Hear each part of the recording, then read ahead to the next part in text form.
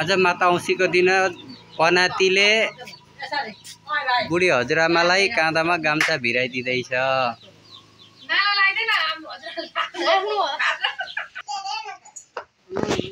खुट्टामा ढोका हजुरआमालाई ढोका बोलाको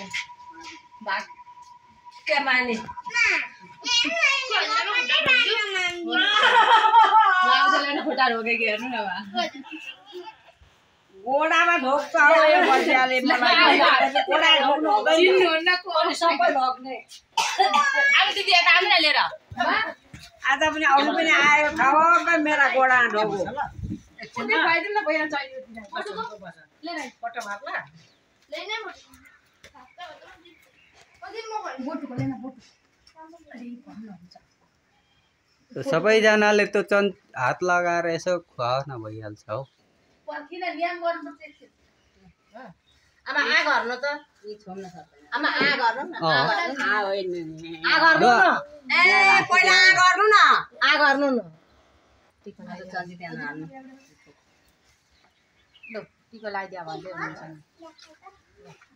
त राख्नु पर्खिन भाइ हो त राख्नु एकछिन दिदी आउनु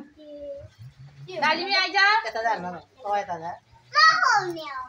भिन्दा भिन्दै खानुपर्छ होइन टिको लगाइदिनु यो त हुँदैन त्यसो गर्न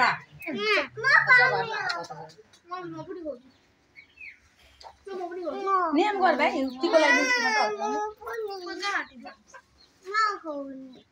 नानी नजाला चन्दन यहाँ छ त ला जस्तो गर्नु ल एकछिन टिकी लगाइदिनु ल पहिले यो हातले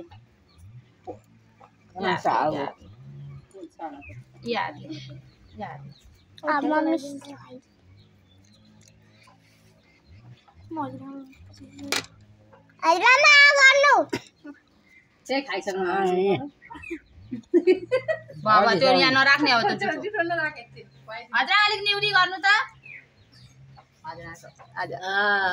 बहिनीले कति राम्रो लगाइदे नानी यो खाइदेऊ यता यता बाबाले पापा खुवाउँछ आमा आ गर्नु आमा आ गर्नु आ गर्नु आ गर्नु